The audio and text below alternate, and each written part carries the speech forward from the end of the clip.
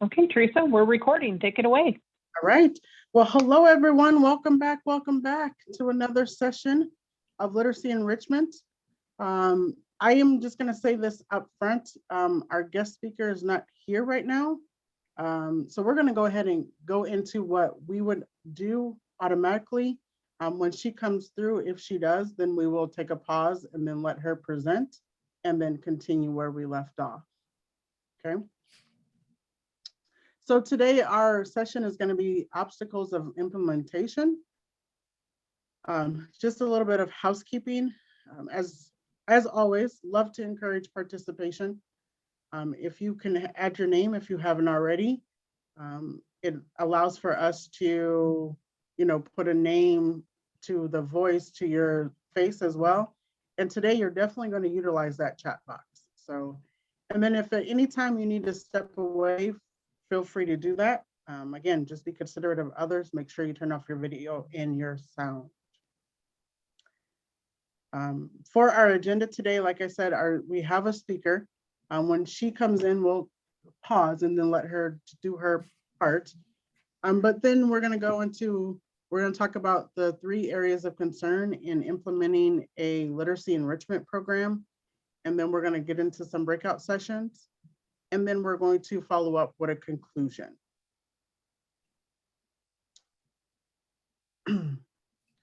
So without further ado, we'll go ahead and get into our main focus of today. There was an email that I had sent out mid-January, and then I sent another email out early February that was just kind of touch bases with programs to see where you were at. It also had a couple of questions that I had asked in regards to, if you've had time to implement what we've been doing in the series, and if you've come across any challenges / obstacles. Those that have replied, this is what information came from that. If you have not replied, and you're still free to do that. There was no set time limit or anything to do that. So as I was going through, these were 3 areas that popped up and that were a continual concern. So we had program fit, skill set of staff, and engagement of youth. When we walk through these today, we're going to do program fit and skill set of staff together as one, and then we'll get into engagement of youth as the second, as it individually, as it stands alone. So with the program areas of concern, so with program fit, questions kind of came up with this one, like this literacy enrichment is definitely something that you are going to do outside of what you already do, outside of what your teachers are bringing to your program. Okay. So the question that was kind of coming up was, is this something that we're going to do on a daily basis? Is this something that could be due? Are we going to set some time aside to do this? How is this going to fit within our program that we already have? Another thing that was a concern was, does this actually complement the school day instruction? These activities that you're presenting us, this content that's being presented, does this actually complement what we're supposed to be doing as a 21st century learning center? And then the last one on this one was the research and evidence-based practices. As I mentioned before, I'm not going to get into that. I mean, we could spend a whole 2 sessions talking about the research behind this and everything. But that was kind of an underlying concern of, so does this really fit within this research that we're supposed to be doing for our programming? Does it even fit within the criteria for our funders? Okay, is this fitting under the criteria that our funders are setting for us? Okay. The second thing that came up was the skill set of staff. And when I'm talking about staff, I'm talking about your non-teachers, okay? The non-teachers. An area came up with professional development. kind of like the delivery of professional development. How do we deliver this series that you're presenting to us, or any other professional development that we have? How is that going to be delivered? We have staff that have different times that they come in, different days that they come in, and so forth and so on. And then with that, the teacher off days. Is our staff capable? Do they have the skill set to do these activities, to be able to maybe even create these type of activities on the days that our teachers are not here? The days that, teachers have in-service day and they're all day at school. Maybe this is during the winter break, your summer, your spring break. Maybe this is during the summertime when you don't have teachers, just those areas where the teachers are not going to be around. And then another concern underneath that was the doable activities. Is this even doable? Does our staff have the skill set to even implement these activities or the curriculum that we choose? Where's the skill set level of our staff? So with those in mind, those areas of concern, I have a thinking out loud question. And this question is actually not a question you're going to answer now. It's a question that kind of is going to set off our breakout session. It's going to start the breakout session. It's what can we do at our capacity? Okay. So before we get in the breakout session, Crystal, if it's possible, everyone should have access to the workbook that we sent out, session 5 workbook. Yes, let me, Okay. I'm going to grab that and I'll put it in the box. Okay. Give me one moment for that.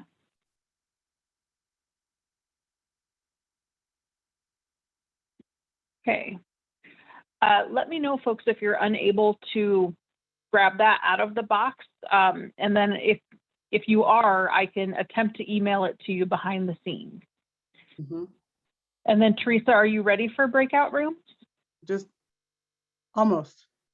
So this question, again, you're going to answer this in the breakout rooms that we put you in, and then you're going to just kind of flow through the questions that are in the for that particular session. And I'm just going to kind of put this up here real quick. So the first question is, what can we do at our capacity? And then you're just going to work through in your breakout rooms through these questions that you have here. I'm going to give you about 15 minutes to talk about these questions, kind of process through the questions, because this one does cover, so you're talking about your program as a whole, and you're also talking about the skill set of your staff. So we're going to give you 15 minutes to just kind of discuss that, process that information. And then when we come back, we will do a share out. Any questions on what you're being asked to do in your breakout rooms?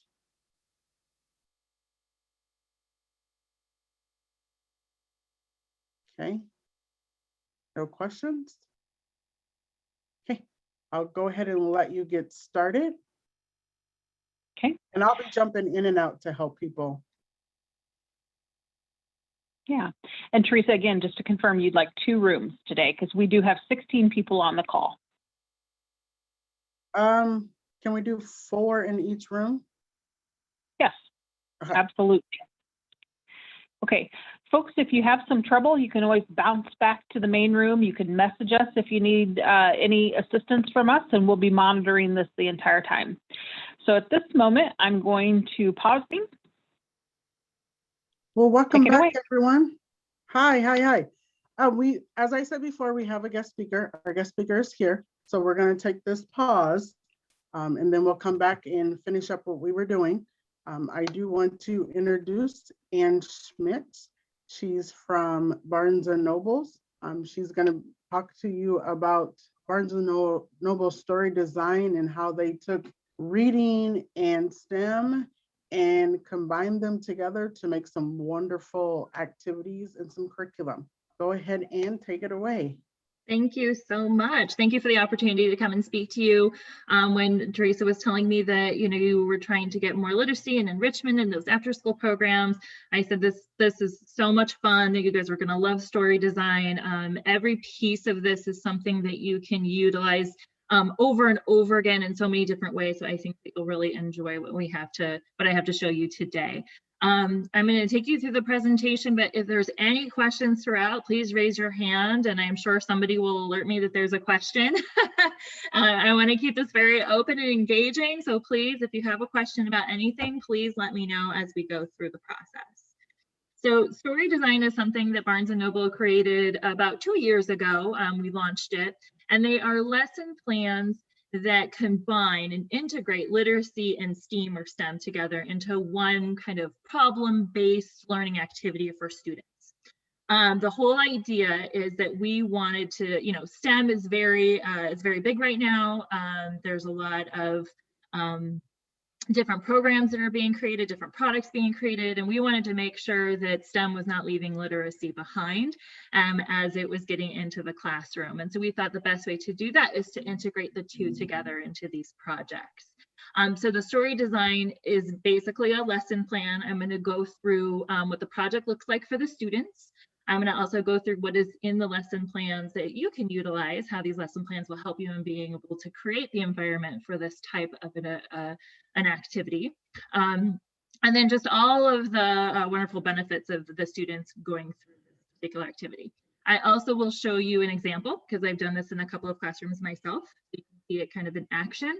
And then I'm also going to show you all of the products that we carry at Barnes & Noble that will be able to help you to actually do these activities within your programs.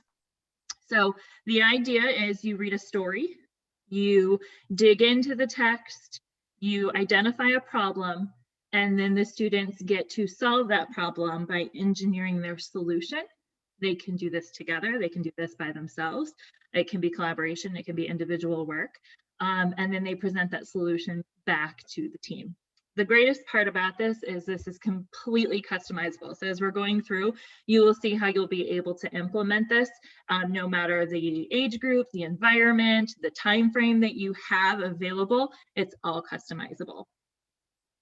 The first thing to note is that as we were creating this, we were really thinking about adding this into curriculum. The idea is that any teacher who is already teaching the books that we have the lesson plans for within their classroom would be able to add a STEM component to that already within their curriculum. So we've also devised this to meet certain standards, and there's actual proficiency goals that are attached to all of the lesson plans. So although you are not assessing your students in your after-school programs, it's really nice to know that what you're doing is supporting what's also being done in the classroom, and you can see what types of skills your students are learning and how this is really enriching the program that you have in place by utilizing this. We've set these lesson plans up to follow the next generation science standards, the Common Core, and of course they're getting a lot of those 21st century skills as they are completing the projects. We've broken up the lesson guides.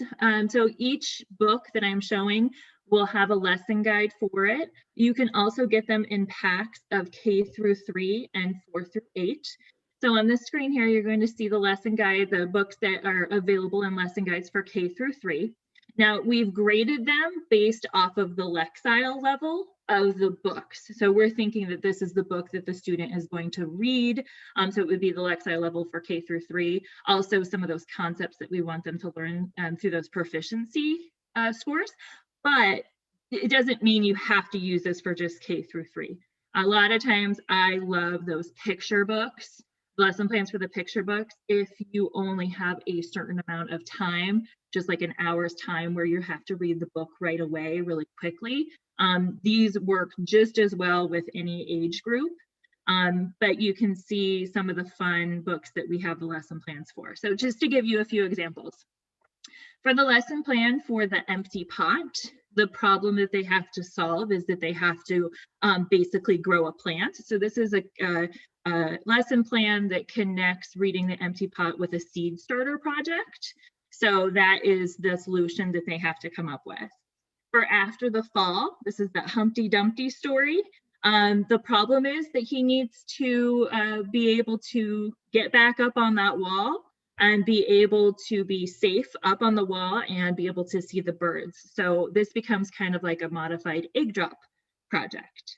For Rosie Revere Engineer, this is something, her problem is she has to get her aunt to travel to her. So she has to build a rotor.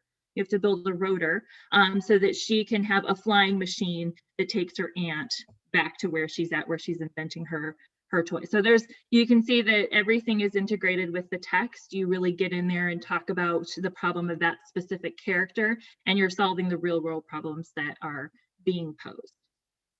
Here are some of the lesson guides and books that we have for grades 4 through 8. And again, for you, this could be something where you have a story design program that is only, a few hours during one day.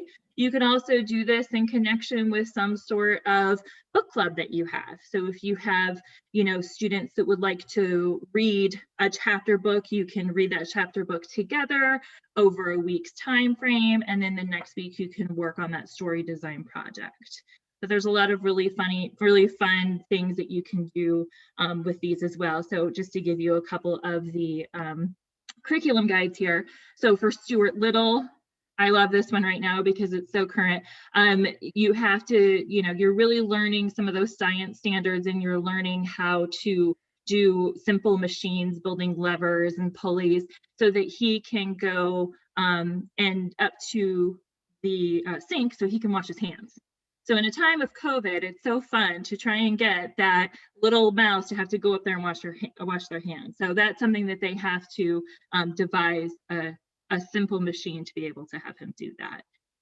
For Hoot, you're devising some sort of alarm system. And that could be something, that you can do using found materials. You can try and find some sort of way to create like a booby trap with a whole bunch of crafting materials.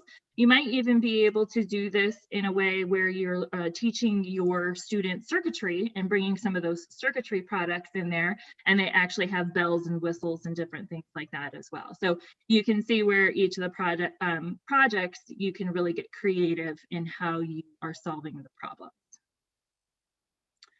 I did put in the chat our list of curriculum guides. So it will show all of the books that we have curriculum guides for, and it will also show the projects or the problem that you'll be solving.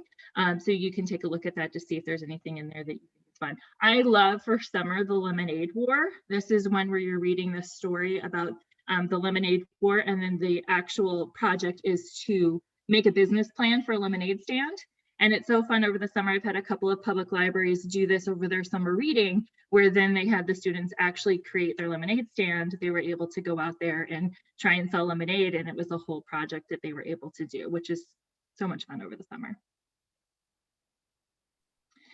So once you read the book and you dig into the text, you identify the problem and the characteristics of the characters within the text. This is the time for the students to get together and utilize the engineer design cycle in order to create their solution. So they're going to start by asking a whole bunch of questions. What is the goal of the main character?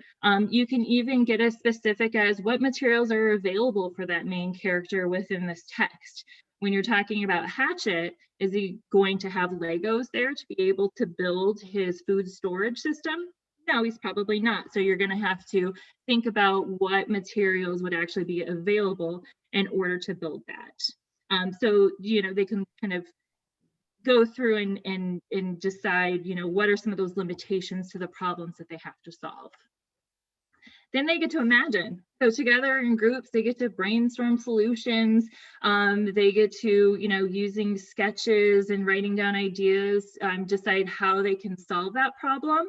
And then also how they would be able to actually engineer it. How are they going to be able to produce it? That is, they want to make sure that they are deciding on a solution that is something that they would also be able to build. Once they have that solution, they're going to plan. So what supplies do they need? This is also a really good time for the students to get together and decide who is going to take what role in the process. And that is such a great moment of self-awareness for the students to be able to say, okay, what talents do I have that I bring to the table? Is it something where they're really good at building? Is it something where they're really good at presenting back to the team? So at this point, they're going to plan not only how they're going to build it, but then also what role every person in the group will be playing in that engineering. And they get to create it. They get to go in, build whatever their solution is. It could be something where you have them craft it, again, out of art supplies, craft materials, building blocks. It could be something where they're using something like robotics and coding to try and create that solution. And this part is where they get to see, you know, their solution come to life. Also, at this point, they get to test their creations to see if they work. Now, it is up to you on how specific you want them to be. Does the solution have to work? Do they have to make a working model of it? Could it just be something that they are drawing whatever their solution is? Is it something where they have to, you know, build a model of it, maybe not to scale? You know, there's different things like that that you can do at this point too to differentiate to the difficulty level of what you want your project to be. Oops. And then they can improve it. So after they test it, if it fails, they have to go back to the drawing board and discuss what went wrong. And then they start the engineering design cycle all over again. They have to try and figure out what they can do better. They have to go back through and plan to see what changes they're going to make, and they can create and test it over and over again until the solution works for them. So along with the proficiency goals that you're going to meet by doing these projects of digging into the literacy and the scientific aspects, the STEM aspects of the project, there's also a lot of social and emotional benefits to it too, especially when you're collaborating. We kind of talked about this already, but there's the self-awareness aspect of it. You know, you're able to really figure out what your talents are, how do you work together in a group, all those, you know, types of qualities you get from collaboration. The self-management of it all, what goals are you setting for yourself, you know, what expectations are you setting for yourself and your team, social awareness. A lot of times we want them to do the project in the eyes of the character. So they do get a lot of awareness of what the character is thinking, what the character needs. And then they also have social awareness of working together in a team and how they work with the others that they're collaborating with. They definitely grow resilience. Obviously, when they are testing and they have to go back to the drawing board over and over again, what they're learning is that failure is just an opportunity to learn and grow and to improve what it is they're working on. And a lot of times they get to see how they can move through those obstacles to a positive end. And then responsible decision making, so that they can see that whatever decisions that they make have an effect and an outcome, and that responsible decision making will get them to where they need to go to be successful. They also see that they can solve real world problems, so they can see what kind of effect that they have on the real world. So your lesson plans have a lot of tools and resources to help you be able to make this come alive in your program. So you start off, you have you know, Lexile levels, and you can kind of see to decide what kind of an audience you want to use the story design for. So you can see Lexile levels of the books, what grade levels and what time frame that they recommend. Of course, these are all just suggestions. So you can really customize this to whatever grade level that you are working with. It gives you a list of student materials. You can do all of these with just crafting supplies and found materials. If you have building supplies like Legos, gears, blocks, a lot of times the lesson plans will have an advanced project that you can do. Also robotics, circuitry kits, coding apps, different things like that. If you have access to those things, there are different projects that you can work on within these books to add those in there as well to make it a more advanced project. You're also going to find the ideas to differentiate the instruction to increase the difficulty for different age groups. So this is where you can take that picture book and do it for an older age group.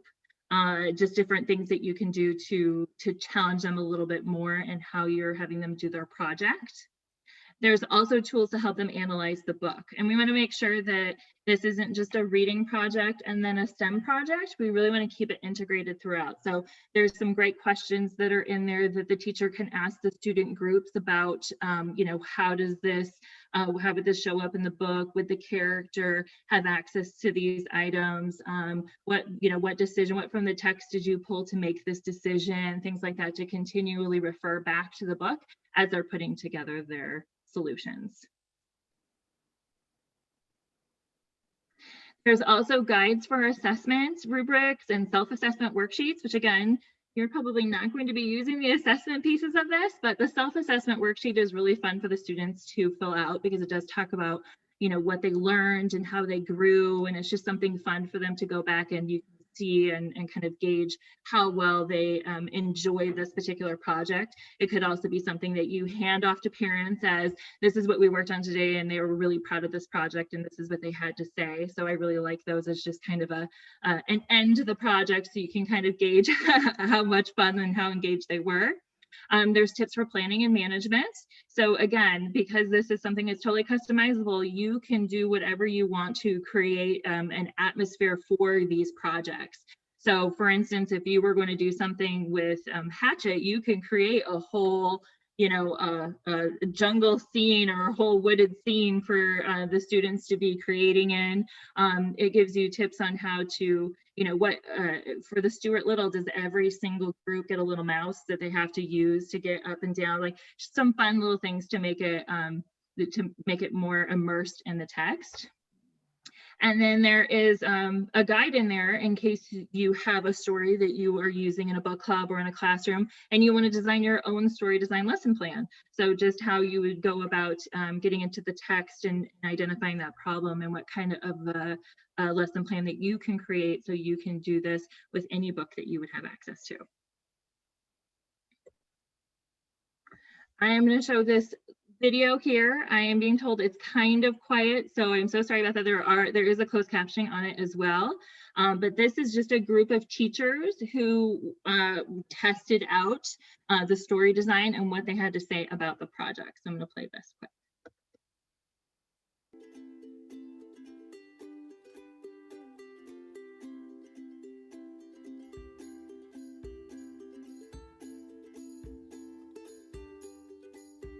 Yeah, I think it's just more authentic. You know, rarely do we give students authentic challenges and problems that they face. Sometimes they're kind of artificial. And something like this, project-based learning, kids get engaged, and you see some of those soft skills start to come out, which is something we should be teaching our kids for their future. I liked how we had to collaborate with each other, talk to each other, and listen to each other, because listening to others is really a skill you have to teach the kids. That what they're learning in class does have meaning and it is important, and that if they can practice those skills in the classroom and see where that knowledge is going to take them, then it makes it more powerful. And they always are blown away when you say technology is just any kind of tool to make your life easier. They're like, what? It's got to be my phone or it's my iPad. But when you say, no, this straw is technology, they get blown away by it and excited, which is very cool.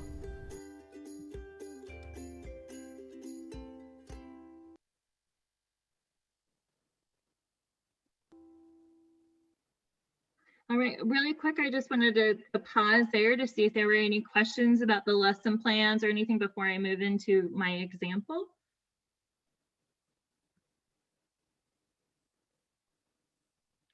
Nobody yet? Okay.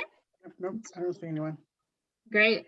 I think it's really important to see an example in action just so that you can see how it works out. And a lot of times, you know, in a lot of these lesson plans, it does want you to do it over a stretch of time, because obviously that's when they're going to get the most time to collaborate and actually work on their projects to a specific end. But it does not have to be a 3-day project. the example I'm going to give you here is a group of third graders, 22 students in the class, and I had 1 hour to do it. And this 1 hour we decided to do After the Fall, which is a book about Humpty Dumpty. He fell off the wall and now he wants to go back up again, but he's afraid to. And he really wants to get up on top of that wall because he wants to see the birds. So this is the story that we're reading. And like I said, the project for After the Fall becomes kind of like a modified egg drop. So the supplies I brought to the classroom, I brought 2 hard-boiled eggs for each of the student groups that we were going to have. And then I had a whole bunch of just at-home fun stuff like coffee filters, bubble wrap, cardboard, saran wrap, and then I brought like scissors, tape, string. They also had some things within their classroom. I also brought Legos, squigs, some different building materials as well. And I put those all out on a table. So we started by reading the book together and I read it out loud, and then we decided to analyze the text. So I just asked a bunch of questions and I read the book, but I stopped before the actual solution was presented. And then once we dug into the text a little bit, we identified the main characters, supporting characters. We talked about different plot points, time, the location, the characteristics of the main character. And that's our character study there for Humpty Dumpty. So this is what the students came up with. Humpty Dumpty is scared, nervous, he's fragile, he's very determined to get back up on that wall, he feels unsafe, loves the birds, and he really wants to try again.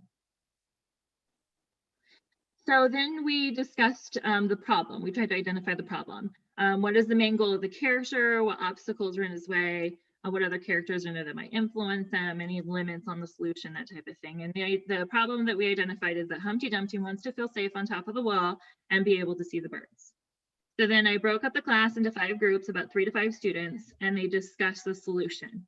They also got to name their eggs, which was very important to them, and draw faces on them. So there's always got to be a little bit of fun in there. So then after they all came together and decided on a solution, they had to come to me with their solution and they had to agree. And then their plan, they had to tell me exactly what off of the table that they were going to pick up. And that was all that they were allowed to pick up off of the table. Otherwise, they were going to go crazy and get everything. So they discussed the problem, possible solutions. They agreed on one. And then they planned their solution.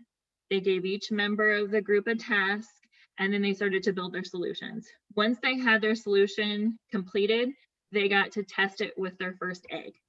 If their first egg cracked, then they have to go back to the drawing board and decide what changes they wanted to make so that they could do a second egg drop. After they were all done, they got to present their solution to the class and we did the final egg drop. Here is what some of them came up with. So group 1 gave Humpty Dumpty the 4 walls and an extra bit of cushion on the bottom, but they left the top open for bird watching. So there had to be some way that Humpty Dumpty could see the birds. So they left the top open. This group did a bubble wrapped filled bag with a window in the front for bird watching. This group did a parachute with a soft landing on cotton balls at the bottom, with enough open all around to see the birds. This one was one of my favorite groups.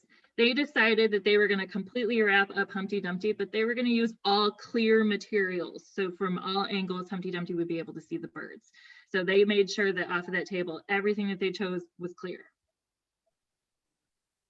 And then this group gave Humpty Dumpty a padded box with a periscope on the top of it so he could look out at the birds.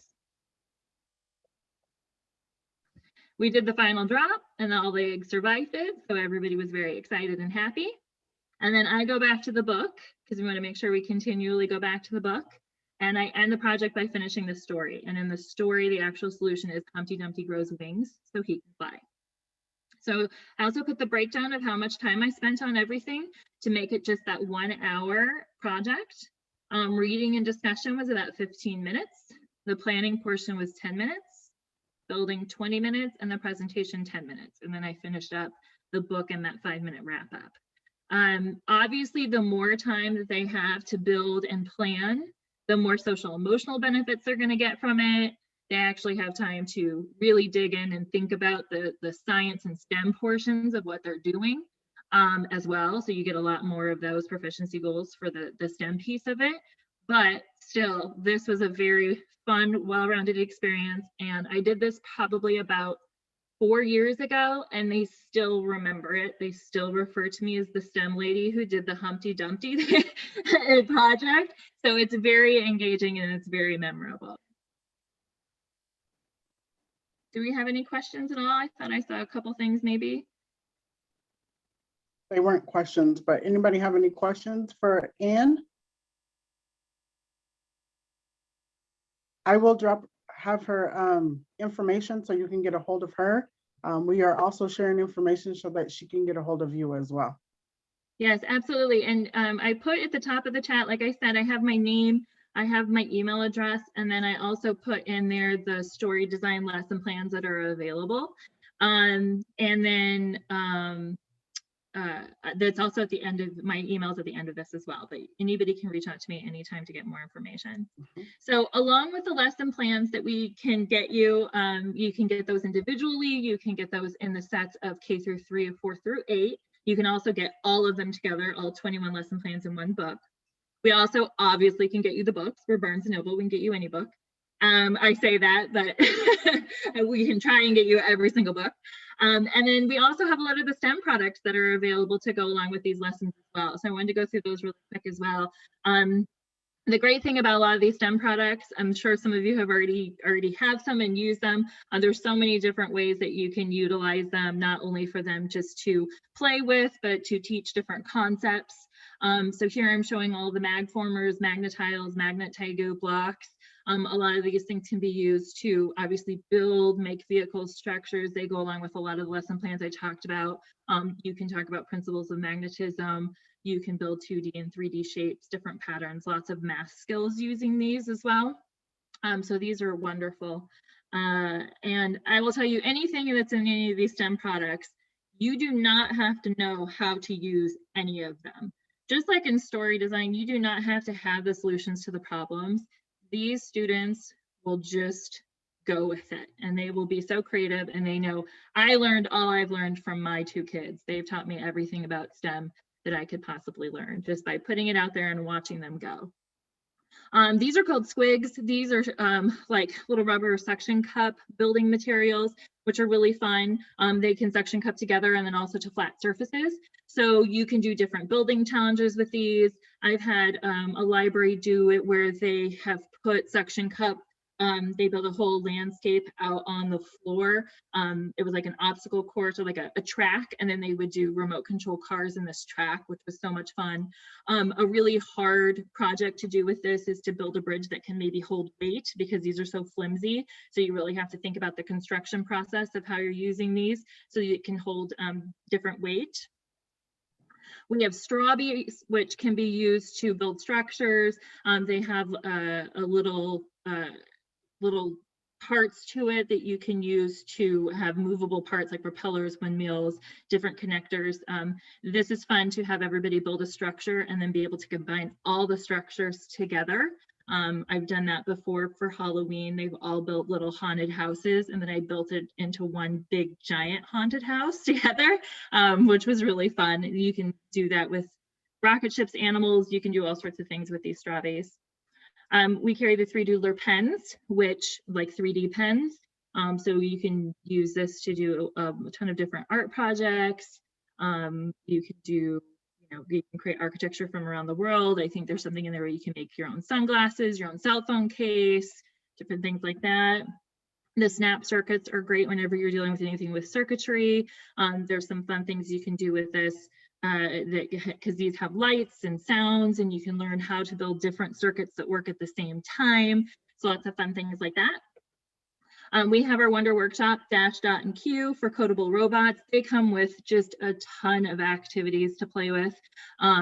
We've got Dash and Dot that are elementary aged. Q is up here. They have a whole bunch of accessories, so you can do art projects. You can have them you can code them, you can remote control them, xylophones to make songs. This guy has a little launcher so that you can do explore all of Newton's laws of how you need to code him to be able to launch the ball a certain distance, all sorts of fun stuff. Lego has some fantastic products. This one is my favorite, Lego Boost, where in one package you can build 5 different robots that you can code to do all sorts of fun things. The robot can go through obstacle courses. You've got like a little MTR4, it's like a little Land Rover or Space Rover that can do a whole bunch of building and tossing and lifting things. You can have a cat and you can take care of it as if it's a pet. So if you don't want to have a classroom pet, you get Frankie the cat and then they can take care of him, and it's much easier to take care of. The guitar actually plays music, and then they have the little auto builder over here that is like a conveyor belt that actually builds these little Lego guys for you. Code them to build little Lego guys. Cubelets are little robotic blocks. You can hook them together so that they can spin, light up, move. So basically by interlocking these blocks together, you can make all sorts of different kinds of robots. There's some fun projects you can do with those. Sphero is one of our newer ones that we started carrying. I'm loving this little mini golf ball Sphero because I could just imagine students wanting to build little miniature golf courses and then having to get the ball coded to go into the hole. I think that's so much fun. The soccer ball, same thing. They have all of these little cones and different things, so you can actually code your soccer ball to do practice drills and then get in the net. So there's some really fun things that you can do with the Sphero robots.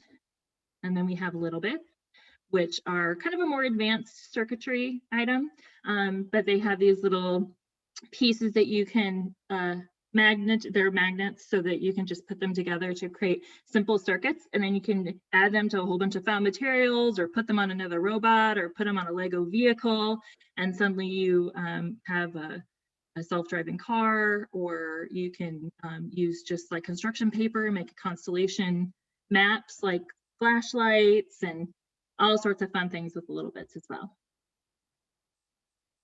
So that is a lot of what we carry, what we can provide, and the story design project that works really well within, like I said, any environment, any age group. I've had parents do it. I've had, you know, I've done it with 2nd graders, the same project with 2nd graders, 4th graders, and 8th graders. It's just that each one got a little bit more advanced. So it's really fun and something that you can do over and over again. And that's what I have to share. Well, thank you, Anne. Anybody have any questions? Any comments for Anne?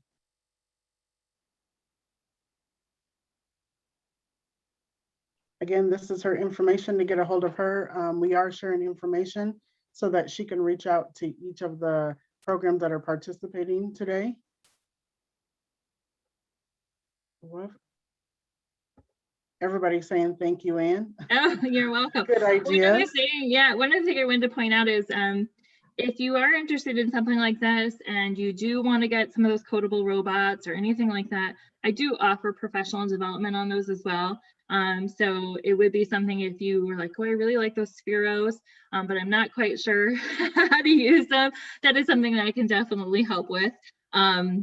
Because we want to make sure that when you make an investment in something like this, that you're getting the most out of it possible. And I think that you'll find that with a lot of the robots and a lot of the STEM products, there are so many available projects and things that come with it that you definitely get the most return out of the investment. They're really fun and students really respond to them. So, all right. All right. Yes. Wonderful, wonderful. Hopefully everybody will add this to their literacy, add this to a potential partner right here, a community partner, folks. Yeah. Barnes and Nobles, put this on your list as well. Well, Anne, Thank you. I'm checking the chat to see if any questions. Nope, no questions. Thank you for your time, Anne. We really appreciate you coming in. Yeah. Appreciate you bringing in and introducing us to Barnes and Nobles. Crystal, did you want any parting words? No, again, just thank you for your time. We really appreciate the presentation. And for anybody who missed it, those materials again are in the chat.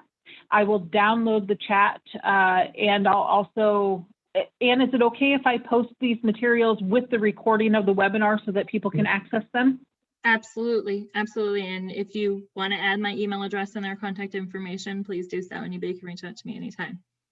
Perfect. Thank you. Okay. Thank you so much. Yeah. Have a great rest of your call, guys. All right. Thank you. At this time, I mean, that's a lot of information to take in, a lot of information to digest. We're going to take about a 5-minute break. Go ahead and fill your waters, go to the bathroom, handle any business you need to handle. And we will be back at 1:40, and then we will continue on with the rest of the session. Coming back, bringing themselves back. We'll get started. Give you another minute to bring yourself back, able to get refreshed.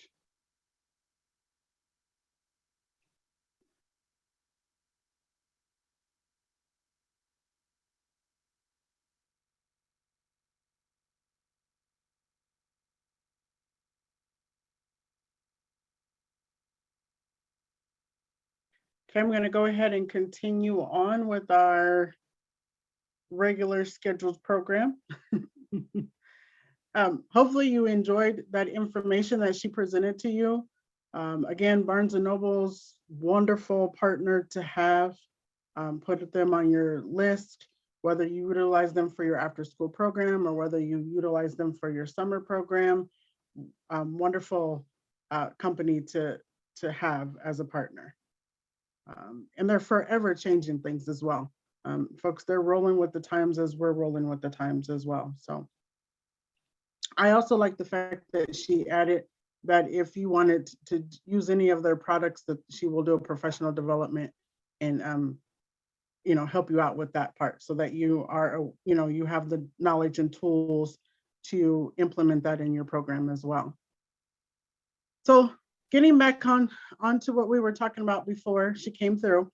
The first breakout session, we were talking about program fit in the skill set of staff. And then you had some questions that you were reflecting on. If we can kind of go back to that, think about those discussions.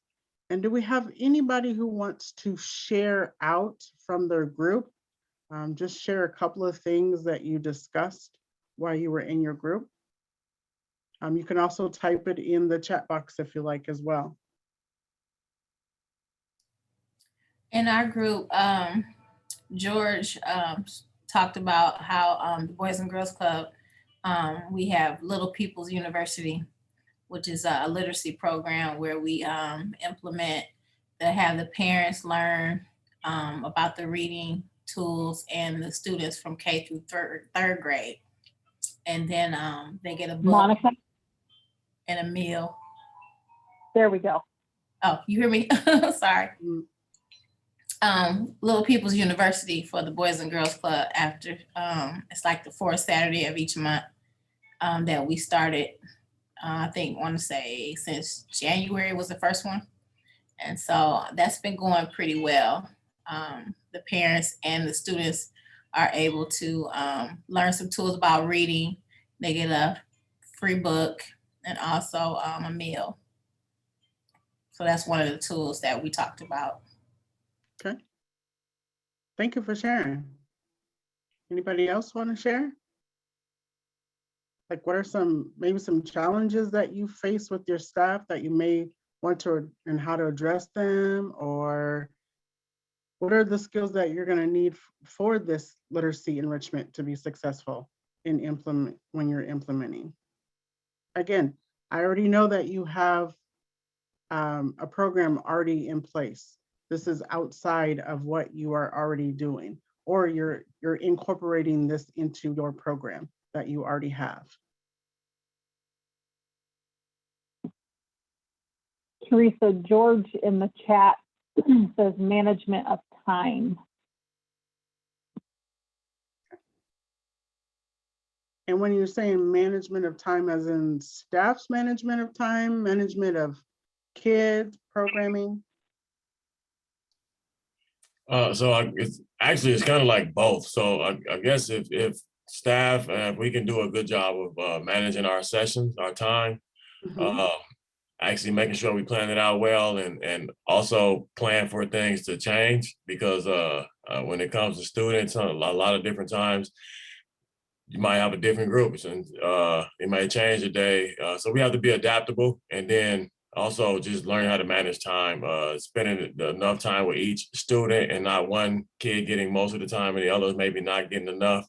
So it's just trying to balance it out to where we're getting enough I guess planning time for ourselves and then making sure we're executing with the students as well too, and then teaching them how to manage their time, making sure they're getting their assignments done on time, making sure they're understanding how much time and effort it takes to do certain things. Okay. Thank you for sharing. I'm also got One not thing enough that- staff. Oh, sorry. Go ahead, Caitlin. No, you're okay. Same thing as Monica. Actually, Monica and George and I are all part of the same organization. Okay. But one thing that I think we've been struggling with is just staff retention.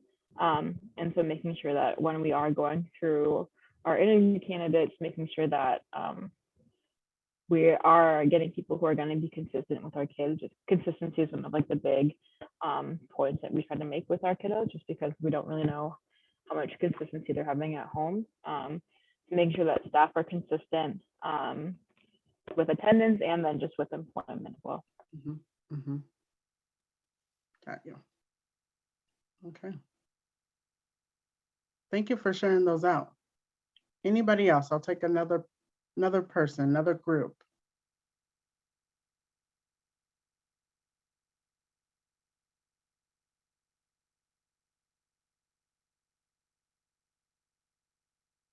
Okay. Sorry, folks, I'm multitasking here. Oh, what did I just do? There we go. All right. Well, we'll go ahead and move on to the next one, or the last one, I should say, last area of concern is that engagement of youth. This was one that came up a lot, especially now with everything going on, was that kids were losing interest in activities, they were losing interest in the program itself. Sometimes the activity did not fit the intended group. You may do well with one group and then the next group comes in and it may not fit within that group itself. The kids were not interested. You may have kids that said, you know what, we do this activity at school, why are we doing this activity here? Not understanding that part. And then the undertone was that a lot of it lacked intentionality and relevancy. Not really having a purpose behind what you're doing or having that relevancy towards with the kids where the information is relevant to them for what they're doing today or what they could be doing tomorrow. So I have another thinking out loud question. And my thinking out loud question is, what does youth engagement mean to you? Or you could simply say, what does youth engagement look like to you? Okay, that's that thinking out loud question that's going to get you started in the other breakout session that we're going to do. This is session number 2, so this is the session number 2 questions, and it's the same setup as we did with the first breakout, is that you're just going to process through those questions. Any questions what you're being asked to do? And then when we come back, we'll do a quick share out.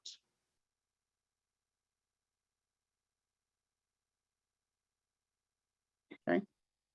Teresa, how long would you like for breakout rooms on this one? Let's do 8 minutes on this one. Everybody was doing so well. I mean, everybody was getting through the questions last time. So let's do 8 minutes for this one. We'll give you guys 8 minutes to have that discussion. And again, you're just walking through the questions and having that discussion. Okay. So if there's no questions, I'll pause the recording.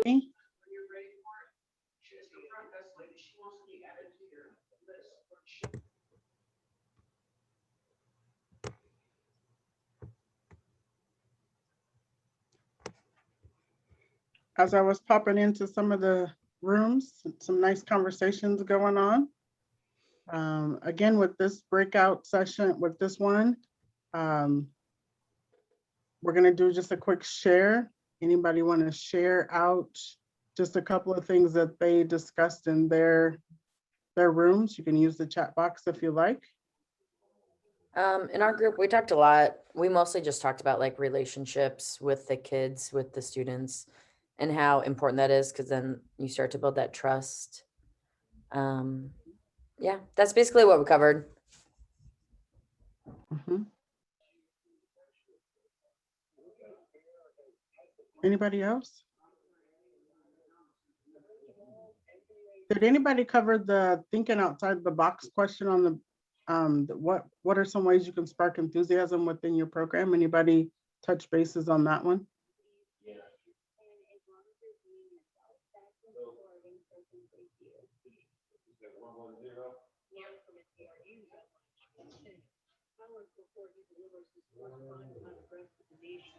Again, for kids on course, I think especially like my place, we all had to think a little bit outside the box with COVID and Mhm. how to run our program a little differently, or I should say a lot differently, because of keeping kids in their cohorts for the day and still trying to figure out how to engage with them within Learning Lab and events and activities that we can have for them. Okay. Yep. Mhm.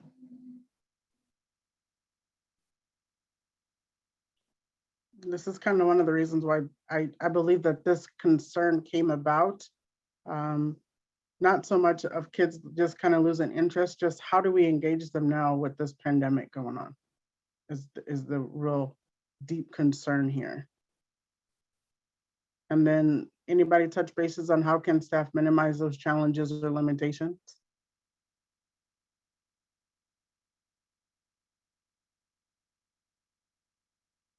Okay. Well, I'm going to continue on. Well, today was to give you an opportunity to kind to touch bases, to have those discussions. And I say surface discussions because we can go for hours in these topics and having these discussions, that you're able to find time. And actually, I'm not even going to say find time. I'm going to say make time. Make time to get with your staff within your program and sit down and go through these discussion questions and do reflection. This helps with, again, with those addressing those concerns and getting to those underlying things as well. A lot of you mentioned, this pandemic, just the way that things are going with this pandemic, how we are operating, the different guidelines that we have to follow. It's just taking a toll on everybody. Hopefully with some of these discussions, you were able to get some feedback, maybe some solutions as well. You may have to, or you came up with some more questions that you have. But the underlying thing with this discussion is for you to take the time and process this information on these three concerns. I'll let you know, you are not the only programs that are dealing with these three top concerns as well. There are other programs that are dealing with these concerns. And more than anything, like I said, this pandemic has really flip-flopped everything. And I chuckle on that, but it has. So just kind of leaving you with some information here. Just in conclusion, kind of quickly giving you some positive on those concerns, some positive information. So with the program FIT, folks, you are complementing the school day. With implementing this literacy enrichment, again, this is going outside of what you already do. You're reinforcing those skills. You're reinforcing the skills of what the kids already know. I can't emphasize that enough. You're also teaching kids different skills as well. Okay. It promotes embedded learning opportunities. So the instruction that you're giving, the activities that you're doing this, you're embedding these on ongoing activities in your routines. Okay, so what they did during the school day, now it's coming over into the OST program. It's coming over into your programs. You're teaching this in what you want to do on a routine basis. You're teaching this in what you're doing in your activities as well. So again, like Barnes and Nobles with the STEM activities, some of those things they have done in class, some of those things they're learning in school. Well, now you're bringing them over and you're delivering it in a different way. Okay. The skill set of staff. The way that this series is set up is like train the trainer. Not all staff may be able to attend this professional development. So you may have designated staff that are able to attend, and then they go back to the rest of the group and train the rest of the group. I know a couple of programs have already implemented some professional developments and taken some content from here and used in those days. And then one of the things that some programs probably don't do or don't really utilize is your veteran staff. Those staff that have been around for a long period of time, okay? Utilizing their expertise. Maybe you may have them mentor your new staff that come in. Maybe you may tap into what they're able to do. A lot of our veteran staff, again, they have been around for the change of time. Folks, you've got staff that have been in your programs probably 15, 20 years. They've been working with youth for 15, 20 years plus. And, they've been through the changes of time. And how did they deal with those changes of time? How do you get staff on board? How do you engage youth? How does this fit within our program? How can we make this into our daily schedule? Okay. And then the last one is the engagement of youth. Piggybacking off those activities that the teachers bring in, you may have a teacher that did poetry. She did something with phonics and turned it into a poetry activity. Now taking that poetry activity and bringing in, we know kids love lyrics to music, of course, the edited version of the lyrics, and talking about poise and, talking about stanzas and, just piggybacking off those existing activities that are going on. Also utilizing current events, taking the current events that are going on within your community, within the nation, and bringing those in will spark interest in the kiddos that you are servicing. And then incorporating purpose, being more intentional. As we said, time management. Somebody had mentioned time management. Having purpose. We have 30 minutes. This is what we're going to be doing in our 30 minutes of time. Okay. We may have to change our delivery. Some of you had to do that already, the change of delivery. I may not say it's literacy enrichment. I may say, hey, today we're going to work on a STEM project. Hey, we're going to do perspective. We're going to talk about self-esteem. And then that allows for me to be more intentional of the time that I have, as well as what we're doing with the kids. And then the last thing is letting kids have a voice, when it's feasible, because there are times where, hey, things are what they are. We're doing this is what it is. But letting kids have that voice and letting them be able to have choices and decide and be part of the decision-making process. That way they have an investment in what's going on in programming. Hey, I see that you folks are interested in this topic over here. Do you want to do topic A, B, or C? And then allowing for them to choose what activities that they want to do, maybe for the next week or the week after. Just letting kids have a voice in what they need to do, so to encourage more youth engagement. I kind of wanted to leave it this kind of open-ended today, just to give you things to think about. Go back to your team, have that discussion, hopefully sooner than later. Any questions, comments about today's session, about the things that were covered today?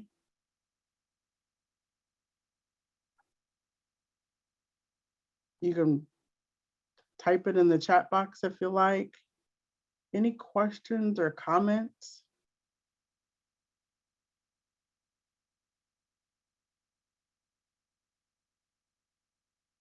Okay. The STEM information, thank you. Yep. The breakout sessions and questions. And feel free to use these questions when you're in your meetings, when you're with your team, and you're just kind of process through the questions. Because will help you kind of, like I said, address those concerns and even the underlying things that were there. Any other questions, comments? People enjoying the breakout sessions?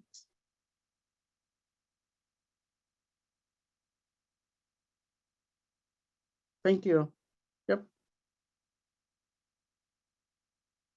Okay. I'm going to leave you with this today. Our next session is April 15th. There is a gap. I did that on purpose. There's spring break around the corner. I know that some of the communities after spring break, there's some teachers have some in-service days, so you may have kids all day long. Also, Iowa goes into their whole 2 weeks of, ITEDS and ITBS testing. So I really didn't want to get involved in that because I don't know how well programs support kids in that matter. So I wanted to kind of stay away from that. So we will meet, the next meeting is April 15th. We will also have a guest speaker. It will be Iowa State Extension. They're going to present some very good information for you as well. I know some of you have heard of their Lit to Go, their STEM to Go, but they also have a program that they're rolling out too in regards to early childhood all the way up to 3rd grade. And information that you can use in your family nights as well. Any other questions, comments? All right, well, I'm gonna leave everybody today. Have a nice time. See you next time around. Enjoy the weekend, enjoy the weather.